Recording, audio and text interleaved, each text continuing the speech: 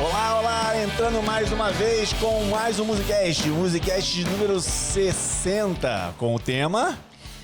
Quando que você sabe que não está pronto para tocar? Exato, Nosso nosso Musicast, né? Hoje é uma pergunta e vamos hoje fazer este Musicast em primeira mão para todo mundo.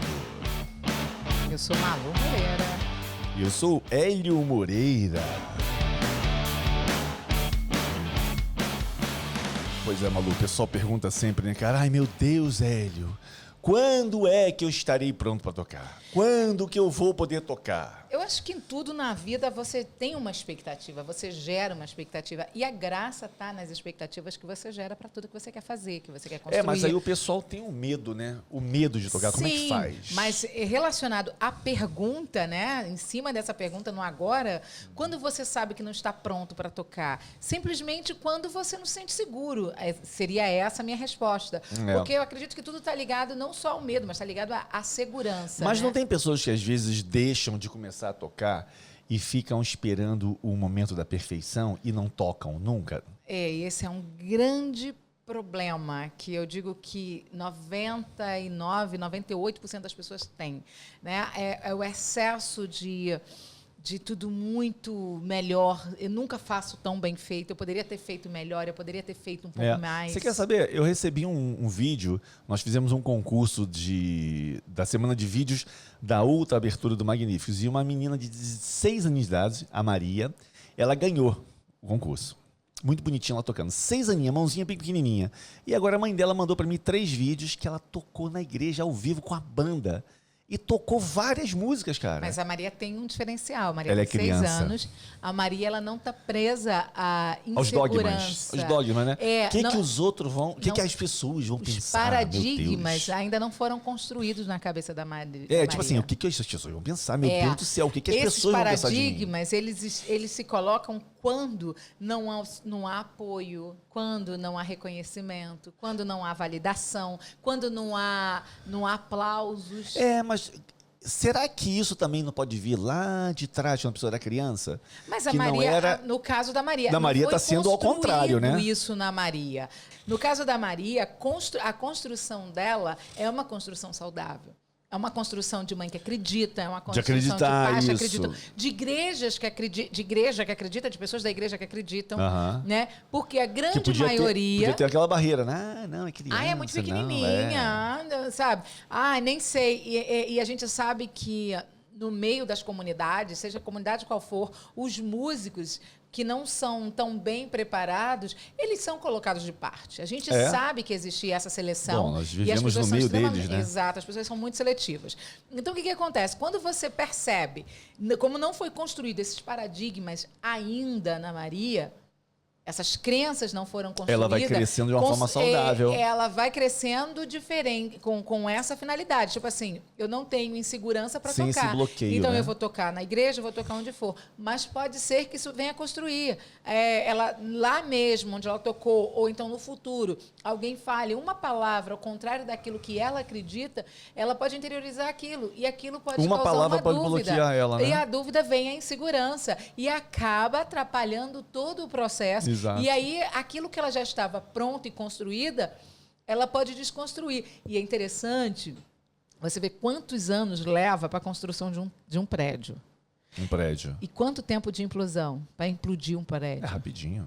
Assim é na nossa vida. Uhum. Uma palavra implode tudo, explode tudo, destrói tudo. Isso é muito interessante, né? Porque eu vejo pessoas dentro das lives que eu faço às 6h30 da manhã e as pessoas às vezes se abrem um pouco e pessoas falam assim que compraram o teclado e pessoas da família falam, mas comprou esse troço pra quê?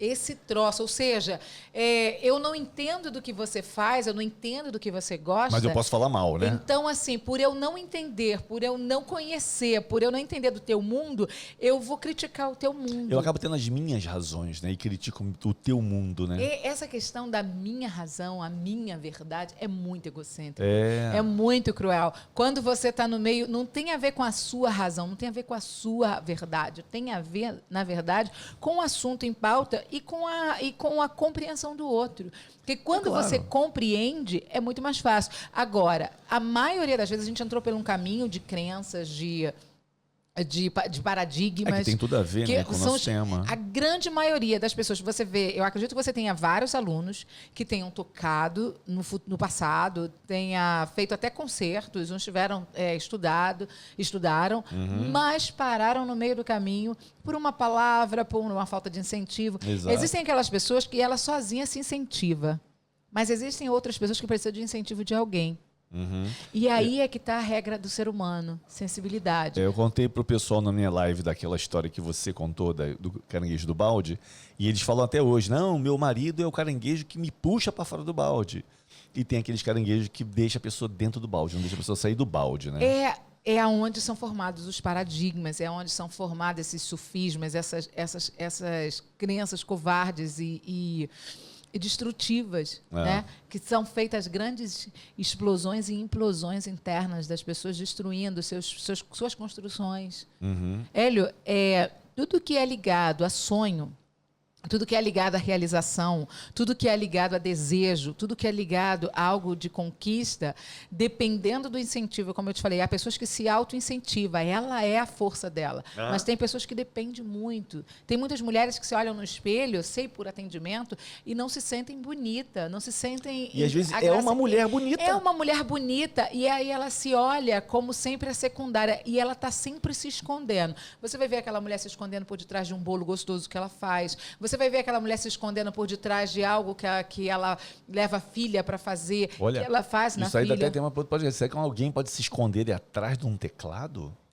Atrás de uma forma de tocar? Você se escondia? Eu me escondia há muito tempo. Você se escondia. Sim. Você se escondeu. Você jamais daria a tua cara aqui. Nossa, falar para uma câmera para mim era uma morte. Eu lembro que até quando você era solicitado, eu lembro quando eu cantava, que eu falava alguma coisa relacionada a você, que você chegava no microfone, você falava sem graça. E se mandasse levantar onde eu estava, eu já ficava sem graça. Exatamente. E hoje eu sou o cara mais sem vergonha. Porque você se reconstruiu. Exato. Você se refez. E essa é a nossa missão, nossa finalidade. Ou seja, se você não está pronta, se você não está pronto para tocar, se reconstrua. Identifica onde foi que está tudo imperfeito, aonde não está legal, o porquê do problema. Tem pessoas que não têm isso, mas eu tive uma grande incentivo da sua parte, inclusive, né?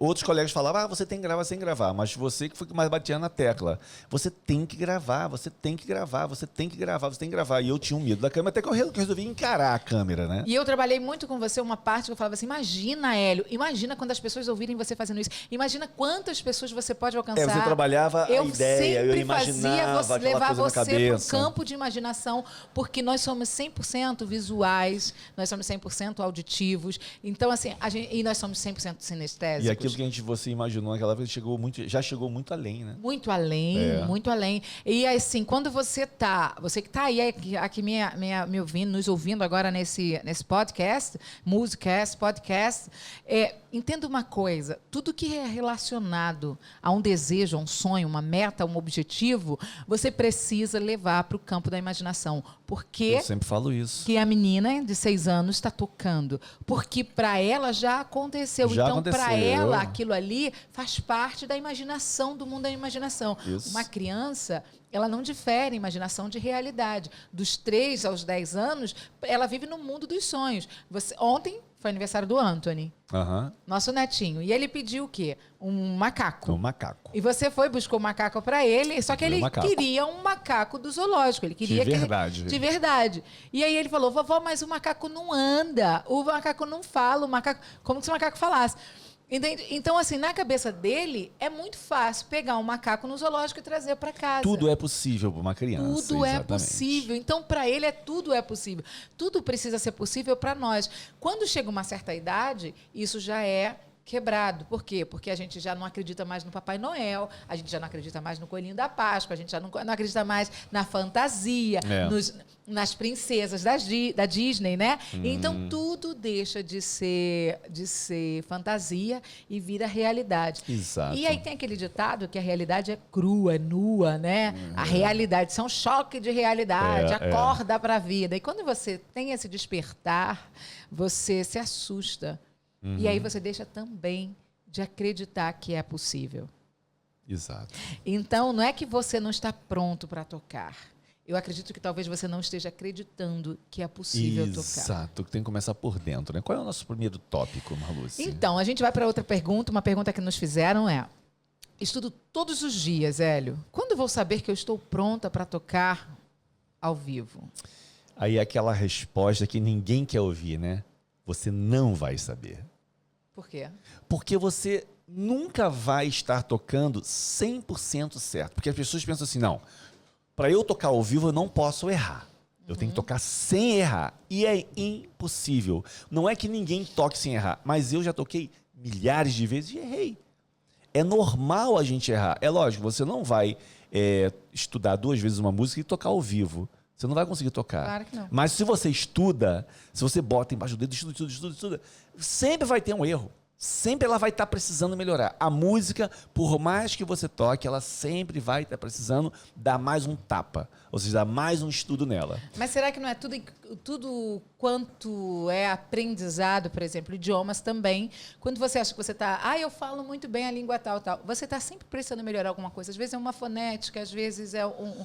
Sim, a questão do idioma, aqui nós estamos na Suíça, você sabe muito bem. As crianças falam muito mais rápido que os adultos, porque os adultos sempre acham que não estão prontos para falar. Novamente, a história das crianças que nós falamos, né? Então, ou seja, não existe... Se a Maria, com 6 anos, esperasse o momento certo para ela tocar, ela ia fazer 60 e não ia chegar. Exato. Ou seja, você tem que estudou, tá conseguindo tocar a música, tá tudo direitinho, cara, bota para funcionar esse negócio. Leva e toca. Mas se eu errar, não para. Continua até o final. Tinha um amigo meu que falou assim, Hélio, se a introdução for linda e maravilhosa e o final perfeito, ninguém lembra do meio da música. Mas isso faz todo sentido. Faz todo sentido. Então quer dizer que você nunca vai estar pronto para tocar. Você nunca vai... O negócio você nunca vai se lançar, pronto. depois segurar na mão de Deus e ir. Exato, cara. Porque, na realidade, você tá... De 0 a 100, você tá 80% da música. Ai, meu Deus, mas vou tocar. Aí você vai tocar. Tenha certeza, ao vivo vai render 50, 60. Porque tem um nervosismo também de estar tocando ao vivo. Mas, se você começa a fazer isso sempre, o tocar ao vivo vai se tornando uma coisa comum. E aí você vai se lançando mais. E olha, o que a pessoa aprende tocando ao vivo, que você está sob pressão. Ai, meu Deus, eu não posso errar. É uma pressão. E aquilo vai fazendo você desenvolver mais. Ou seja, ainda. você já está respondendo a minha segunda pergunta, que seria como fazer para perder o medo de tocar ao vivo para alguém. Como é que você perde o medo? Enfrentando, né? Claro, Hélio, mas é muito fácil você falar para eu enfrentar o medo. Como é que isso enfrenta o medo? Cara, é o que eu falo. Tem que tocar, fala assim, olha, começa a visualizar o que você falou. As pessoas me elogiando no final, todo mundo me aplaudindo, se puder aplaudir, todo mundo falando, nossa, você tocou tão bonito. As pessoas mais importantes que você acha estarão naquele lugar, falando com você que você tocou bonito, antes de você tocar. Exato. Começa a sonhar com isso, porque é o seguinte, o que você imagina no mundo da imaginação, o que acontece? Acontece. Exatamente. Você chama a existência aquilo. É a fé que você usa, é a lei da atração, é chamar a existência o que não existe, é atrair a mão de Deus, é a lei do universo. Enfim, dê o nome que você quiser, mas que essas leis são cientificamente comprovadas, espiritualmente comprovadas. Quem nunca viveu um milagre experiencial? Experiencial. Experiencial? Acho que é. Não sei. Quem nunca experienciou um Olha milagre. que maravilha. Era isso que eu queria dizer. Então, medo. Você vai ter medo de andar de bicicleta, você vai ter medo de dirigir, você vai ter medo de avião, você vai ter medo de ladrão, você vai ter medo vai sempre existir na sua vida, porque o medo faz parte. O medo é o oposto da coragem e os dois habitam em você. Ou seja, faz parte da sua característica de ser humano. Exato. Na nossa característica de ser humano, a gente dá poder àquele que a gente acha que é parceiro. Se você acha que o medo é teu parceiro, dê poder a ele. Você vai viver na zona do medo. Se você acha que a coragem é tua parceira, dê poder à coragem. Você vai viver aonde? Na zona da coragem. Na zona da coragem. Isso aí é uma decisão e uma opção única sua. Tem um aluno que participa nos nossos encontros de 6h30, né? No projeto 6h30 no Instagram, e ele falou que ele aprendeu a dirigir, estava recente, foi sair do trabalho, bateu com o carro. E aquilo causou um medo nele muito grande. E ele ficou com medo de dirigir. Eu falei, porra, eu tenho medo de dirigir. Assistindo as nossas lives de 6h30 da manhã, ele se encheu de coragem E ele falou, olha, depois daquela live que você falou, porque eu tento passar o quê? Formas, ferramentas para a pessoa se motivar, se encorajar a enfrentar as dificuldades. E ele falou que depois disso ele pegou o carro e foi até o posto de gasolina, abasteceu o carro sozinho, andando sozinho, ele só andava com uma pessoa do lado. E até a mulher dele falou, olha, você foi sozinho com o carro. E ele falou, e agora eu estou dirigindo sozinho. Ou seja, quando você começa a usar aquela visualização, se você imagina se ele está em casa. Ai, meu Deus, eu vou sair com o carro, eu vou bater no ônibus, aí eu vou bater num poste, aí eu vou atropelar alguém. Ele está imaginando só coisa ruim. Então, se ele imaginar, não, eu vou sair com o carro, vou dirigir direitinho, vou lá no posto, vou voltar. Ele imaginou isso tudo. Mesma coisa na música. Não, eu vou chegar, eu vou montar o teclado, eu vou tocar, não vou errar, vou tocar muito bonito e as pessoas vão ficar impressionadas com o que eu toquei. E é isso que tem que fazer. É engraçado, né? Eu sempre tive muito problema para entrar no tom da música. Por eu não tocar instrumento nenhum, eu acho que isso para mim também é grande. Todo cantor tem esse problema. Uma grande dificuldade. E muitas vezes, Hélio, coitado, meu Deus, como ele sofre com isso. Quantas vezes eu entro na música, a gente ensaia, eu entro no tom errado. Ele corre, mas ele corre tanto atrás de mim. Ela me testa, E aí eu faço assim, eu já sei que eu entrei errado, mas eu não tenho mais como voltar. Já e ela vai, o profissional é ele. Eu falo, ele vem atrás de mim, ele dá o jeito dele lá e eu continuo. Eu sei que eu fiz uma besteira, eu sei que eu errei, eu sei que eu não entrei no tom, mas ele vai me acompanhar. Eu sei que num ponto da música ele vai me encontrar. Então, se eu parasse, me envergonhasse, a minha apresentação ia ser muito ruim. Né? Claro que não foi a melhor apresentação. Se você parasse, você não pode parar, vai embora, segue. Você segue. Quem entende, quem conhece, está percebendo, fala assim, opa, ela entrou fora do tom. Ela está totalmente fora do tom. Ah, mas é a minoria. Mas as pessoas... Se você terminar bonito a música, ninguém vai entender. Exatamente. O que importa é a forma que você apresenta. O que eu aprendi nessa minha jornada? Eu vou errar? Vou. Exatamente. Eu vou errar? Muito. O tom, muito. 17 anos com ele tocando comigo, ensaiando a música em casa. Eu chego num casamento, entro no tom errado, para a noiva entrar e ele se vira para me acompanhar. Entende? Exatamente. Então, o que acontece? Muitas vezes a gente fica presa ao erro e não avança. Ah, mas e se eu errar de novo? Mas foi tão feia aquela minha primeira apresentação. A gente fica marcada pelaquela apresentação. Aí você está chamando a existência a coisa que deu errado, né? Exatamente. Quando você erra e segue, ou seja, eu errei a música, mas vou seguir daqui. Vou pegar ela pelo caminho ali e vou refazer o caminho. E faz... Pronto, termina com graça, sorria, seja simpático, ria de você, ria do seu erro primeiro. Porque quando você acha graça do seu erro antes dos outros, as pessoas levam de forma mais leve. Mas se você se mostra envergonhado, apreensivo, com medo, inseguro, as pessoas vão ver tudo isso. Lembra que você é uma projeção. As pessoas veem você... aquilo que você viu primeiro. Exato. Você externaliza. Você bota para fora aquilo, né? Exatamente. Vamos lá. Estou estudando no meu teclado e quando vou tocar ao vivo tem outro teclado. O que fazer quando acontece isso? Primeira coisa. Teclado é igual teclado. Estou falando das teclas pretas e brancas. Você tem que pensar o seguinte. O que tem em cima das teclas pretas e brancas eu vou ignorar. Então, se você estudou em casa, né? Você vai tocar em algum lugar, você estudou usou um som de piano, chegou lá em um outro teclado e você não sabe mexer nele e ele está com outro som, você pergunta a alguém, por favor, bota o som de piano aqui para mim, e acabou. E esquece o que tem depois das teclas pretas e brancas. Olha para as teclas pretas e brancas e executa faça aquilo ali. O dever de casa. Faça o dever de casa. Não é porque mudou um teclado, ai meu Deus, eu estudei num teclado A e agora tem um teclado B, eu vou errar. Não vai errar. Você vai tocar da mesma forma de teclado A e teclado B. O que você tem que saber é, eu tenho que me concentrar no que eu tenho que fazer nas teclas pretas e brancas. E aí vai dar certo. Essa pergunta está correlacionada ao que eu falei agora anteriormente. Olha, toquei para outras pessoas e errei tudo. E agora? E agora que isso tem várias situações diferentes. Vou tirar um peso da cabeça, do ombro dos tecladistas que estão começando. Você não é obrigado a saber todas as músicas. Exato. O que mais acontece, principalmente dentro de igrejas, é que chega um irmãozinho e fala, olha, eu vou cantar a música tal, me acompanha aí. E várias vezes eu falava assim, ó, não conheço a música. E a pessoa vai e começa a cantar. Ela espera eu fazer a introdução. Eu falo assim, ó, pode começar a cantar. Canta. Canta que eu te E ela acompanho. começa a cantar. E eu não toco até ela repetir a música de novo. Aí, com a minha experiência, eu consigo dar uma Embromation Society ali na parada. E aí a pessoa, pensei que você não fosse tocar, mas você tocou muito bem. Eu falei, aqui, muito obrigado.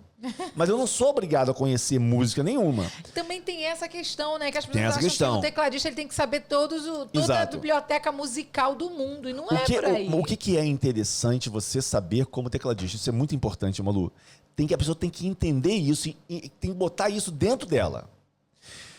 Se você toca uma música, e é uma música fácil, tal, com 3 acordes, essa música está em dó maior, o que você tem que fazer? Cara, transporta essa música para outros tons. Toca ela em Ré maior, em Mi maior, em Fá maior, em Olha Sol a maior, dica, ó. em Lá, em Si bemol, em Mi bemol. Toca nos mais tons Não que você fica puder. preso ao original, né? Porque Exato. a grande maioria fica presa Por ao quê? original. Você toca uma música. Deus está aqui. Tá. Legal, que bonito. Você toca ela em dó. Aí chega um irmãozinho na igreja, vou cantar essa música. Aí tu, tá aqui, ó. Dó. Falei, rapaz, isso tá muito alto pra mim. Eu aí tenho que você tocar não essa música em sabe. Sol maior. Aí tu, Sol maior, não sei tocar. Cara, mas são a correlação entre os acordes é a mesma. É a mesma. Só você vai pegar daqui e botar aqui. Ou seja, vão mudar os acordes, claro, mas a relação que eles têm entre si vai ser a mesma que tinha em dó. Ou seja, a mesma cama, no caso. É a mesma sequência. Se um tem uma distância de 3 tons e o outro tem uma distância de 4 tons, vai ter a mesma distância em outra tonalidade. Então, uma grande dica que eu dou para todo mundo, cara, faz isso. Pega uma música que você está tocando bem e começa a tocar ela em outros tons. Sabe como que eu fazia quando eu comecei a tocar em baile? Não, o que você fazia? Tinha 40 músicas do baile. Eu tinha tempo para isso, eu vivia de música. Então eu pegava aquelas 40 músicas e falei, vou tocar essas 40 músicas hoje todas em Mi maior. Cada uma tinha um tom. Eu tocava todas elas em Mi. No outro dia eu falei, eu vou tocar todas em Sol. No outro dia eu vou tocar todas em Lá. Vou tocar todas... Eu mudava o tom das músicas, todas. Quando ia pro baile, cara, cada música tinha a sua tonalidade. O que isso me deu? Me deu versatilidade na hora de tocar. Isso é importante. Ou seja, às vezes existiram situações de você falar assim, Hélio, que tom que eu canto aquela música tal? E eu já toquei várias vezes aquela música com você. E eu falo assim, olha, não sei, não lembro. Aí, mas como você não lembra? Você já tocou várias vezes a música comigo, eu falei assim, porque na minha cabeça não está funcionando a tonalidade, sim os graus. Então, para mim, quando eu acho a tonalidade, eu falei, tá em Sol. E minha cabeça não funciona mais em Sol. Funciona só nos graus. Porque a correlação é a mesma da outra tonalidade. Digamos que você tocou uma música em Fá. Aí no outro dia tua garganta estava melhor, você cantou lá em Sol. Eu tenho que saber tocar lá em Sol. Então, o que um tecladista não pode deixar de saber é tocar a mesma música que ele toca na maior quantidade de tonalidades diferentes. Entendi. Agora, ele não é obrigado a chegar lá e o cara falar música e você tem que tocar. Não. Então, se você tocou e você errou tudo, talvez é porque você ou não estudou nada, ou então você chegou lá e tentou tocar uma música que você não conhece. Aí vai errar tudo. Eu nunca fiz isso, então não faça isso. Pega uma música e estuda ela em várias tonalidades diferentes. Isso é só essa dica valeu esse podcast inteiro. E eu acho muito rico, porque olha como que você vai andar com o teu instrumento, como que você vai andar com o teu projeto musical, olha como que isso vai crescer para você. Se todos os dias você... eu tenho um repertório para tocar num casamento, e são todas essas músicas aqui, e você se você fizer o dever de casa, igual o Hélio ensinou aqui, pode vir tons. 20 pessoas cantarem com tons diferentes, Você vai arrasar. Não vai pagar feio. Você não vai Mas sabe o que vai fazer acontece? feio. 90% das pessoas que estão ouvindo este Musicast não vão executar isso. Por Aí eu quê? pergunto, porque as pessoas estão acostumadas a ouvir, olha que coisa interessante, e não executa. Não vai pro teclado. Agora eu pergunto, você vai fazer parte de quem? Dos 90% ou dos 10% que vai ter resultado? Cara, toma uma atitude, vai lá e fala assim, não vou fazer o que ele está falando. O que eu estou falando não é o que me falaram. Eu não acordei um dia e falei, se fizer isso vai dar certo.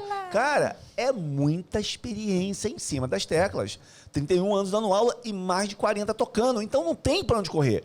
Isso foi o que funcionou, assim, na totalidade para mim. E é o que eu ensino pro pessoal. Olha, estou estudando... Aqui, ó. O que devo estudar na semana que antecede o dia que eu vou tocar para outras pessoas, ou seja, num casamento, numa reunião, numa festa, num batizado, numa igreja? Você tem que sempre ter um plano de estudos, né? Eu sempre digo, comece pelo mais difícil. Ah, como é que é isso, Hélio? Não, comece pelo mais difícil. Você tem exercícios, tem escalas, acordes e a música para estudar. Beleza. Ah, eu não gosto de escalas. Então começa pelas escalas. Eu não gosto de exercício. Começa pelo mais difícil. E deixa o que você mais gosta de fazer no teclado no final. Porque a gente tem o hábito de deixar empurrar, né? Aquilo que a gente não gosta. Mas nesse caso, desse ponto aí, o que eu estudo no dia que antecede o dia que eu vou tocar? Neste dia, você deve focar mais na música que você vai tocar. Mas veja, não é esse dia que vai mudar a história do dia que você vai tocar. Você tem que vir estudando ela outros dias. Senão a pessoa pensa, estudei pouquinho, quando chegar na sexta, que antecede o sábado que eu vou tocar, eu vou estudar 2 horas essa música. Não funciona. Não funciona. Você vai estudar 2 horas e vai ficar bom a música. Lá no dia você vai errar muito. Por quê? Você aprontou ela. Quando você está estudando ela todo dia, você vai sentir que vai ter dias que ela vai estar mais feia, você vai errar mais. Vai ter dia que você vai acertar mais. Porque o instrumento, o teclado, ele é apenas 50% do instrumento. Os outros 50% é a nossa cabeça, é o nosso psique, é o estado psicológico. Isso é o nosso corpo, é os outros 50%. Então tem dia que você vai tocar melhor e tocar melhor. Por que a gente tem que estudar vários dias e não só no dia de véspera? Para quando chegar no dia, aquela porcentagem que você perde porque você está nervoso porque está ao vivo, ela compensa pela quantidade que você se preparou. Exatamente. Aí você vai errar menos.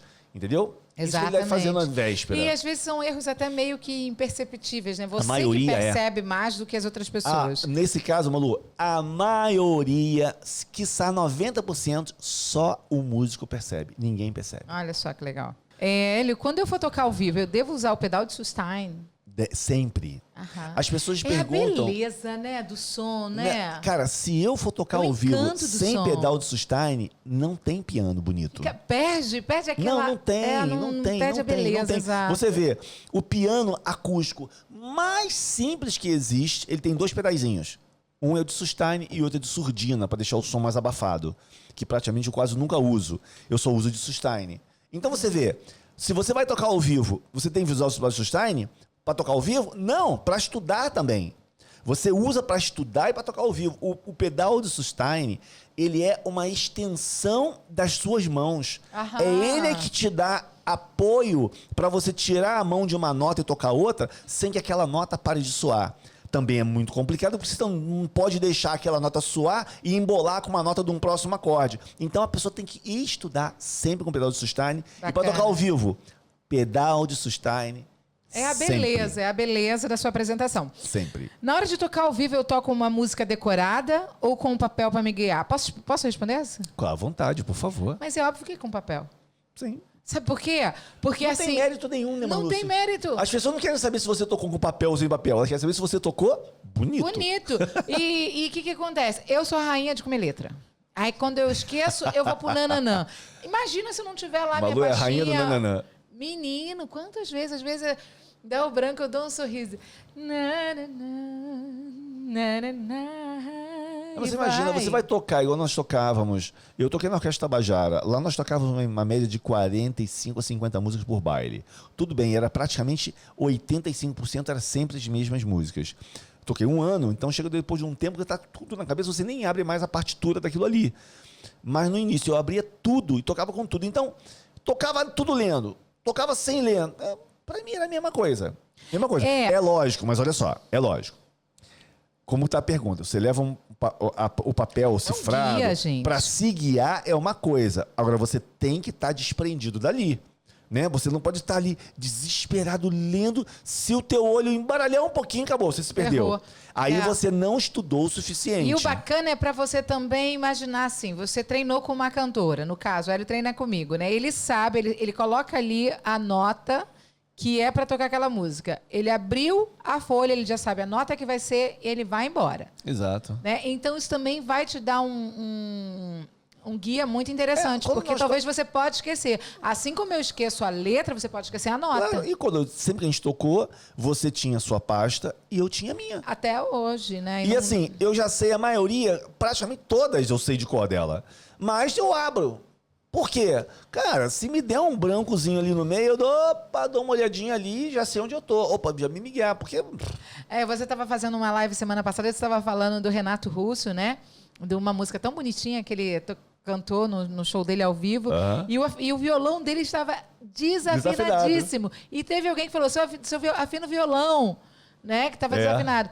Ou seja, ele estava ali. Você acha que ele não sabia que estava desafinado? Claro que ele sabia. E detalhe, aquela música só tem aquela gravação e fez sucesso no Brasil todo.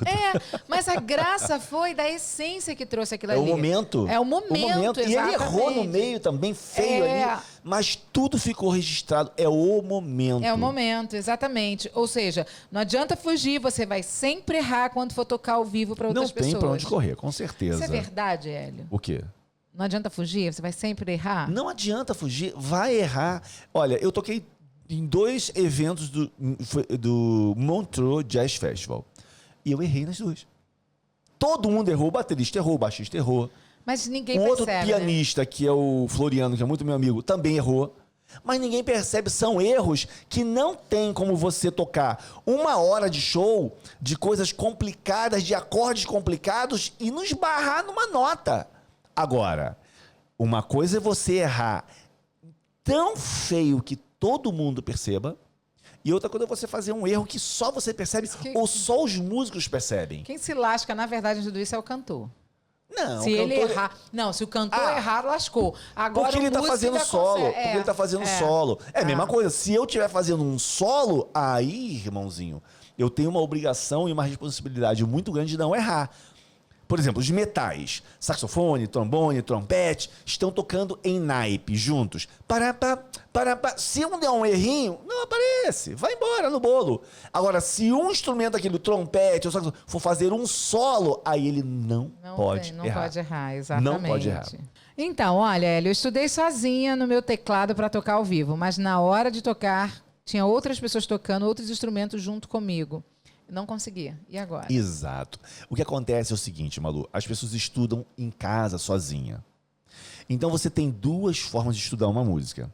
Você vai tocar sozinho essa música, então você estuda ela, porque você vai tocar sozinho. Agora, essa música vai tocar com outras pessoas, ou seja, vai ter outros instrumentos tocando. O que é mais comum, né? Uma bateria, um baixo, um violão, uma guitarra vai estar tocando junto com você. Você não pode tocar, isso muita gente não sabe. Você toca uma música sozinho, você toca de um jeito. Você toca uma mesma música com uma banda, você toca de outro jeito. Por que acontece? Interpretação?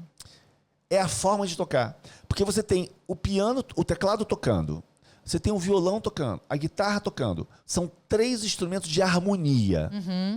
Então, se a guitarra tiver... o violão tá... E você... O piano vai ficar uma salada horrível, péssima, mal temperada. O que acontece é... Quanto mais econômico você for quando for tocar numa banda, o que melhor. É ser econômico? Ser econômico é tocar menos notas. Ok?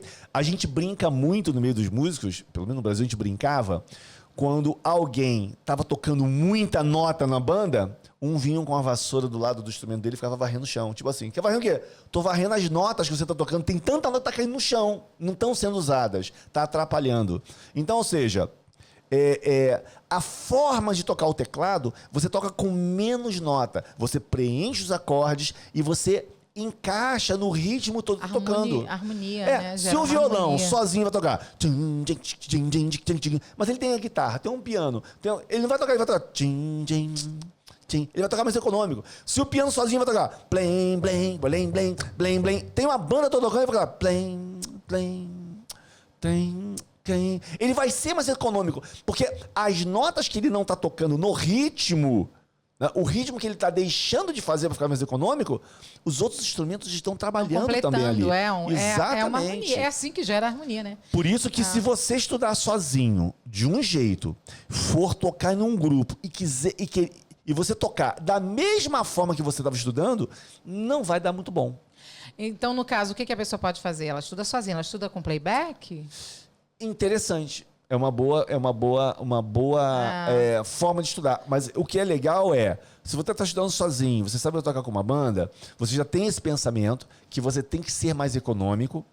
E aí, quando você vai tocar, você não vai direto para ao vivo. Epa, se é um grupo, esse grupo tem que dar uma ensaiada antes. Claro. E aí, na ensaiada, você vê. Agora, se você chegou lá para tocar sozinho e um montão de gente se meteu para tocar contigo, aí eu sei o que Deus quiser, irmão. Não tem o que fazer. Aí é um embrulho e manda, né? É. Porque para fazer as coisas, como você tem que estudar bem antes de tocar ao vivo, se você vai tocar com um grupo, que esse grupo também ensaie algumas vezes juntos. Para que eles consigam tocar em harmonia. Que todos possam se combinar, tanto harmonicamente quanto ritmicamente. Bacana. Entendeu? Bacana. Nossa última pergunta, Hélio. Tem alguma técnica para eu improvisar alguma coisa, se me pedirem para tocar um fundo musical? A gente já respondeu isso até num outro musicast, Nós né? fizemos um musicast só para isso. Acho que já fizemos já uns 2 musicasts disso, sobre quando eu estava isso. fazendo um musicast com o teclado. O que acontece? Tocar improvisado, você precisa estar um pouco mais seguro do que você está fazendo. Ah, eu preciso ter muito tempo de estudo? Não. Ter segurança no que você está fazendo não quer dizer que você tem que ter 1, 2, 3 anos de estudo. Não é isso. Se você está tocando uma música com apenas 2 acordes, mas você tem segurança do que você está fazendo, você toca numa boa. E o que acontece no fundo musical? Quanto mais informação você colocar naquilo, mais você vai chamar a atenção para quê? Para o que você está tocando. E, na realidade, se é um fundo musical, quem é que tem que ter atenção especial? É quem está fazendo o solo ou quem está falando. Nós estamos falando aqui, improvisar para tocar alguma coisa no fundo musical. Fundo musical é para ser tocado por detrás de alguma fala. Uhum. No caso de uma igreja, de uma pregação... Uma apresentação também, de uma palestra. Uma palestra, a pessoa está citando uma poesia. E tem o calor do momento. Eu já fiz palestras, né? Nós fazemos palestra. Quando eu faço palestra, você sempre me acompanha. Às vezes, quando eu faço, por exemplo, para desenvolvimento pessoal, eu tenho as músicas que eu seleciono e as músicas são direcionadas para aquilo ali.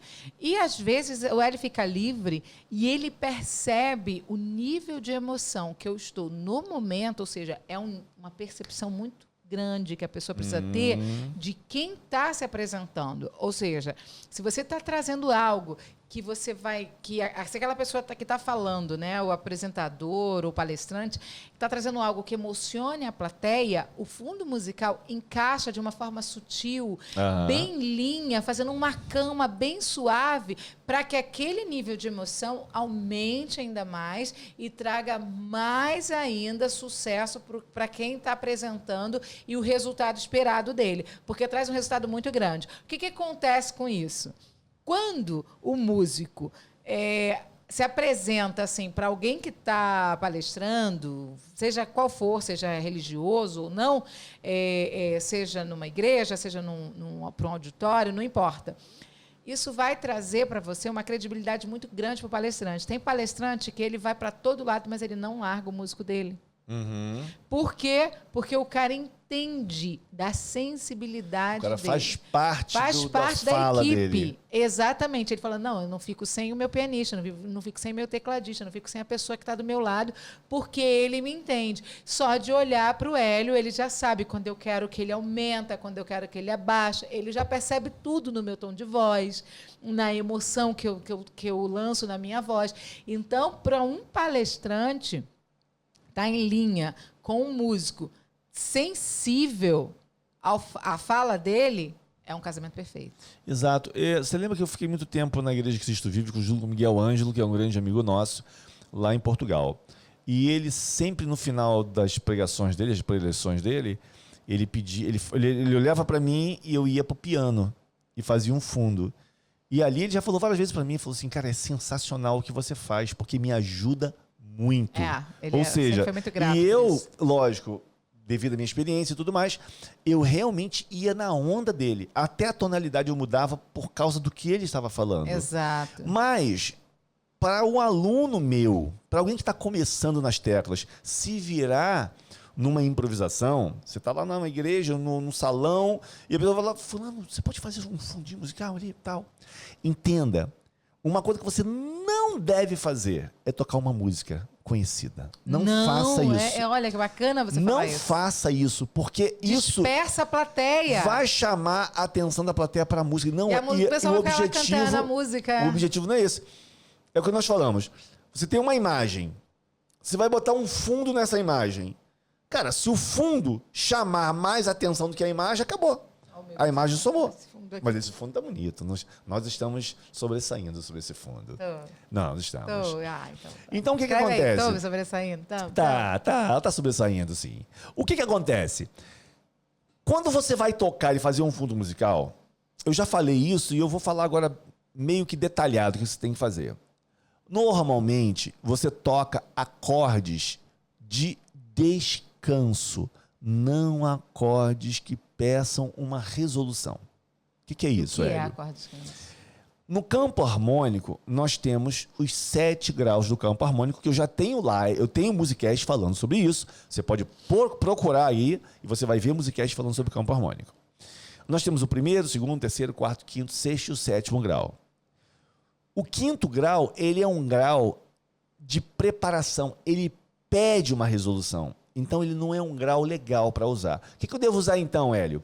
Se o preletor, o pastor ou o narrador estiver falando alguma coisa legal, tranquilo, neutro ou alegre, mas uma coisa tranquila que não seja triste, não seja melancólico, não queira levar a plateia ao choro ou a, sei lá, rever alguma coisa.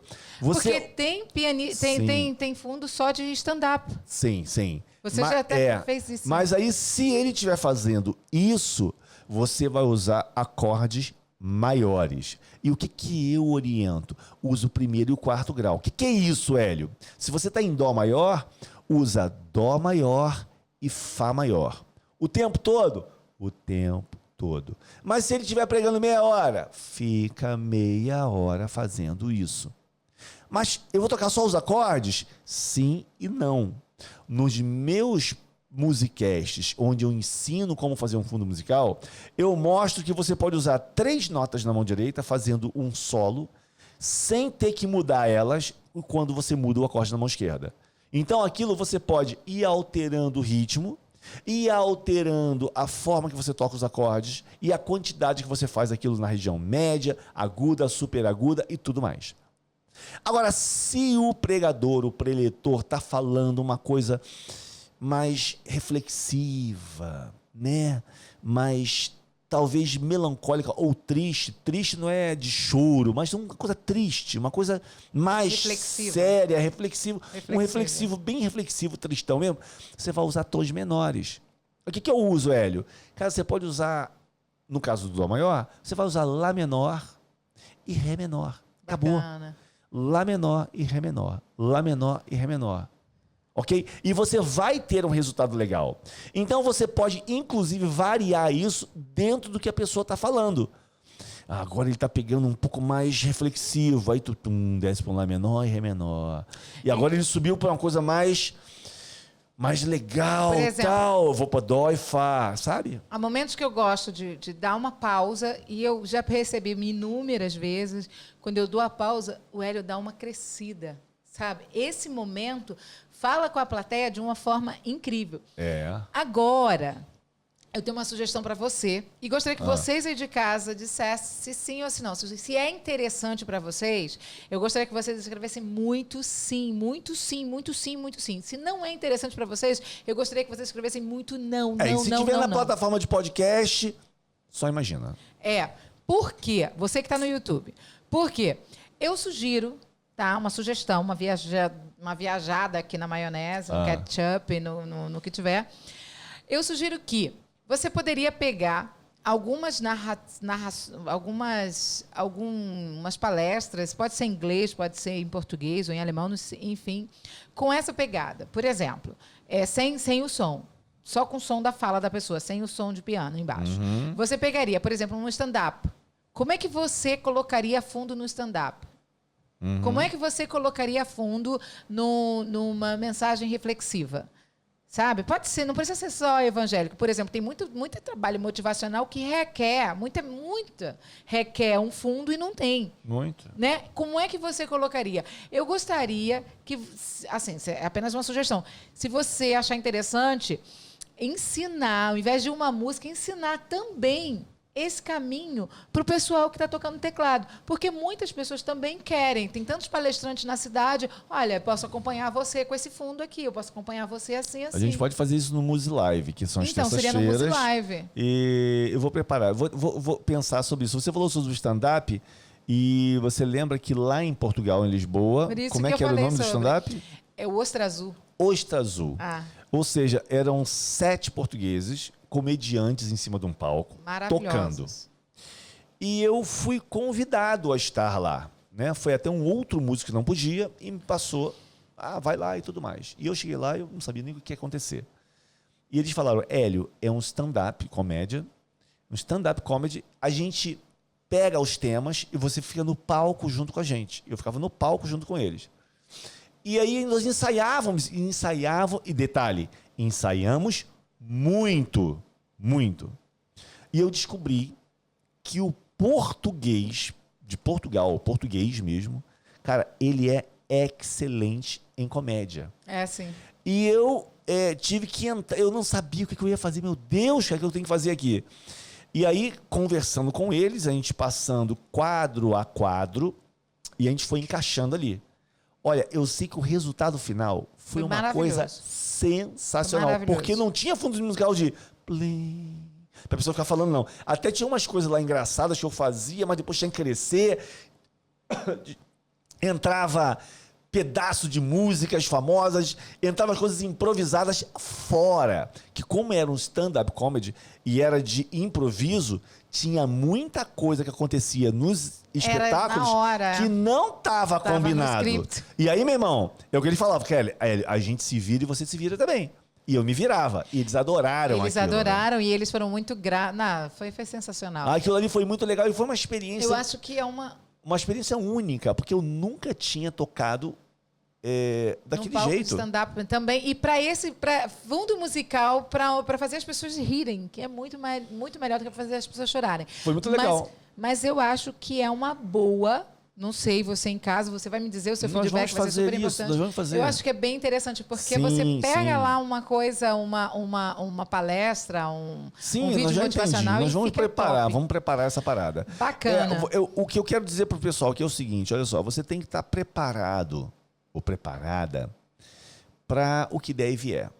Mas eu estou começando no teclado. Cara, mas você pode se virar com 2 acordes. Entendeu? Mas como é que eu faria um stand-up comedy? Cara, experimenta. Bota o stand-up comedy no YouTube e tenta fazer um fundo ali dentro. Essa é a pegada. Porque as pessoas me perguntam muito, Hélio, eu posso fazer o acorde de tal com baixo tal? Aí, a minha resposta seria uma pergunta assim, ó. Você experimentou tocar isso? Não? Então experimenta. Porque se eu te falar tecnicamente, eu vou falar, pode, não pode. Mas só que na música chega numa hora que as regras acabam. Entendi. Não existe regra. Eu tenho uma aluna que está na nossa mentoria, a Miriam, eu posso falar o nome dela aqui, porque o que eu vou falar é muito legal. Ela compôs uma música. Ela faz músicas para peça de criança. E ela compôs uma música lá, acho que era a música da bruxa, não sei das quantas.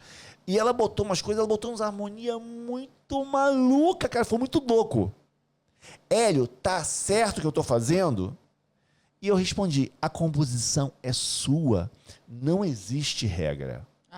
Existe sim o bom gosto. Não, tá feio. Não, mas eu quero que soe feio, porque a música tem um objetivo tal. Eu quero que soe bonito. Então você vai procurar o caminho harmônico, de harmonias, de acordes, para aquela composição sua que fique bonito. Mas quando você compõe, não existe regra. Existe sim o resultado bonito, feio, triste, o alegre, mas não existe uma regra. Não, isso você não pode fazer. Isso você não pode fazer. Claro que pode fazer. Contanto que você faça e fique bom. Entendi. Ou atenda aquilo que você quer. Bacana. Entendeu?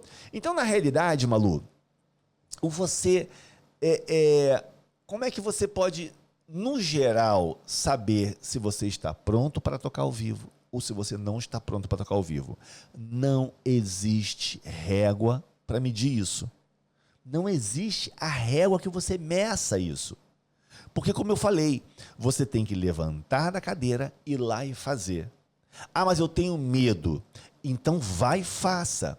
Mas como é que eu venço esse medo? Faz o que a Malu falou.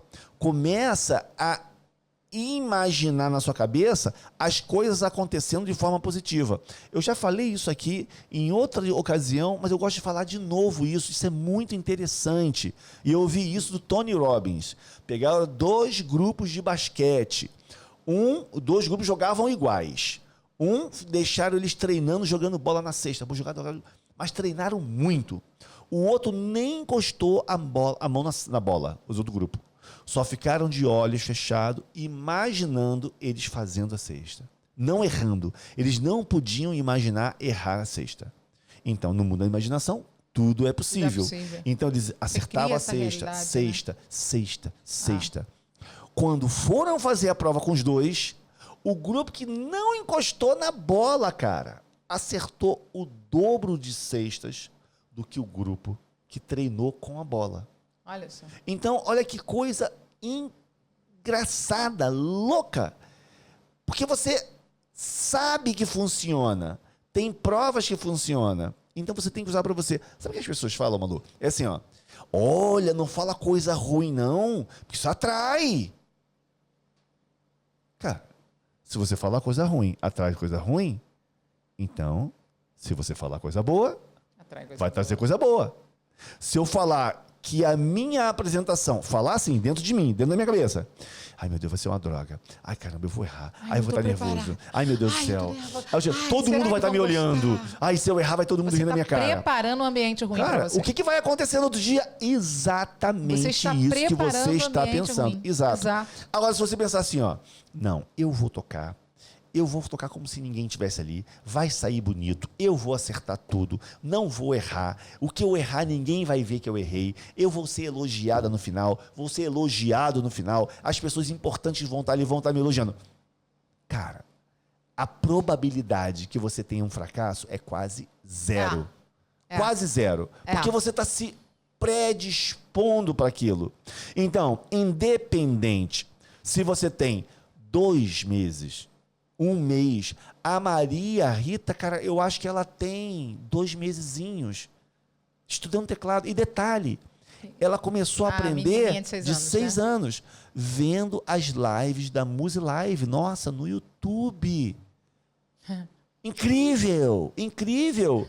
Eu estava vendo ela tocando, aí tinha uma pessoa tocando bateria, outra tocando violão, e outra mulher cantando, e ela com o microfone aqui, ela cantando também, tocando. Alguém pode falar assim, ó, mas ela tem o dom. Quando você senta,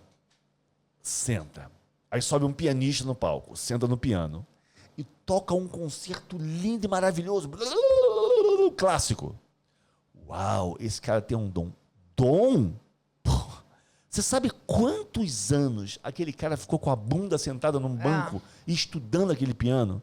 Cara, foram anos e anos e anos e anos e anos. Agora eu vou fazer um comparativo do que acontece dentro, principalmente do meio gospel, igrejas, e o que acontece realmente no meio profissional. O que eu vejo é que no meio gospel, nas igrejas, as pessoas não se preocupam tanto em preparar o negócio com excelência. A excelência. Jesus recebe. Eu tô tomando a liberdade de falar da igreja porque é o que eu via lá dentro. Agora, fora, nos pianistas clássicos de jazz, popular, de rock, cara, mas é muito ensaio, é muito estudo. E detalhe, quando você vai ensaiar em grupo, você tem que estar absurdamente afiado. Afiado, ou seja, tem que ter estudado muito tempo sozinho para depois tocar em grupo. Então, uma dica que eu deixo para você aqui hoje é que, cara, se você vai fazer alguma coisa com o teclado, primeiro, não dê um passo maior que a sua perna. Não assim, eu estou 2 meses tocando e vou tocar a música tal. E a música tal é super difícil. Porque a Maria Rita, eu vi ela tocando, a menina de 6 anos, e ela estava tocando músicas fáceis, com 3, 4 acordes. São fáceis, não são? Mas ela estava tocando muito direitinho. Então, ou seja, não é o muito difícil que vai te fazer, chamar a atenção. Por quê? Se eu vou tocar numa igreja, ou vou tocar para fazer um fundo musical, cara, eu não preciso ser um exímio tecladista. Eu posso estar aprendendo há 1 mês, 2 meses. E eu vou fazer o negócio funcionar. Agora, se eu vou tocar num festival de jazz de Montreux, vou tocar no teatro municipal, cara, vou tocar com músicos profissionais, é outra pegada. Então, não confunda o palco de alguém com o teu bastidor. Ok. E o teu bastidor não é que seja diminuído. É que aquele cara que está no palco, ou seja, tocando muito bem, ele também passou por um bastidor. Lógico. E é a administração que você vai fazer do que você vai tocar é que vai fazer você ser um tecladista legal. A Cláudia, do nosso grupo de mentoria, ela estava disposta a vender o teclado, tendo aulas presenciais. Eu estou na primeira turma do Magníficos. E a Cláudia, hoje, ela toca na igreja. E ela começou a tocar na igreja assim, eu fui lá e comecei a tocar. Uma música de 2 acordes. Cara, né? E dei a cara. E comecei a tentar tirar música de ouvido. Você acredita que ela orienta os caras na igreja, às vezes, de acordes que estão errados? Olha só. Ou seja, cara, você pode tudo que você imaginar. É só mentalizar de forma positiva e, sentar a bundinha no teclado. No teclado não, né? Sentar no banco, e trabalhar no teclado. Então tudo é possível. Tudo é possível. Você não precisa estudar 5 horas por dia. Já falei isso, não precisa. Cara, estuda, é 1 hora, então que seja 1 hora todo dia. Mas assim, dessa forma, você vai estar se preparando para tocar ao vivo. Não deixa para fazer tudo na véspera. Ou tudo 3 dias. Se 3 dias antes você está começando no teclado, alguém fala, você pode tocar no dia tal, daqui a 3 dias, a música X e você não sabe tocar, não assuma esse compromisso. Não assuma. Fala, olha, eu posso sim, mas eu preciso de pelo menos 1 semana, 2 semanas para estudar. Preciso me preparar para isso. Isso e acabou. Bem legal. E isso vai prevenir que você não faça um gafe ao vivo. Porque é a tua imagem que está em jogo, até porque é o teu profissionalismo que está em jogo. Então não adianta você falar sim para agradar o outro e se lascar depois lá falar assim, como é que eu vou entregar isso? Né? Isso. Então lembra, o que está em jogo não é só sentar e tocar, está em jogo a sua imagem, o seu nome, o seu prestígio, o seu profissionalismo. Exato. Então se você está construindo isso, construa como deve ser. Sua imagem, seu prestígio, o seu profissionalismo. Você precisa de tempo? Então peça tempo. Você precisa de suporte? Peça suporte. Corra atrás do suporte. Mas se apresenta com aquilo que você tem da melhor maneira possível. Exato. E outra coisa, última dica. Esqueça as pessoas que duvidaram e não acreditaram. Essas vão e sempre foque existir. Naquelas pessoas que acreditaram. E que elas sejam vitamina para você, né? Exato. Isso é uma coisa que eu vou te dizer para você. Por favor, não esqueça, tá? Não esqueça isso que eu vou dizer para você.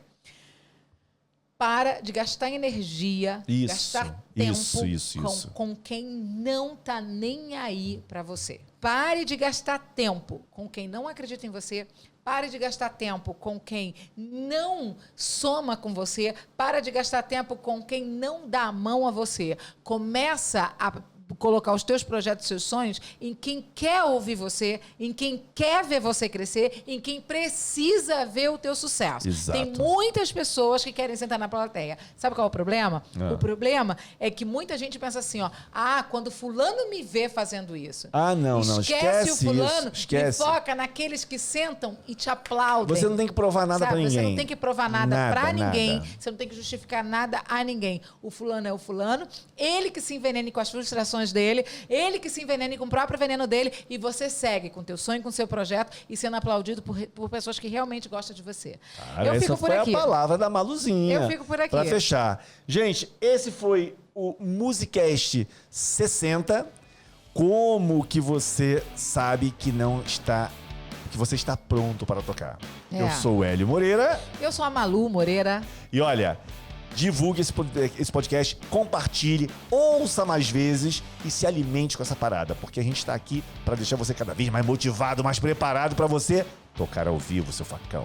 Ó, beijo no coração. Beijo. E até quinta-feira que vem. Até quinta-feira.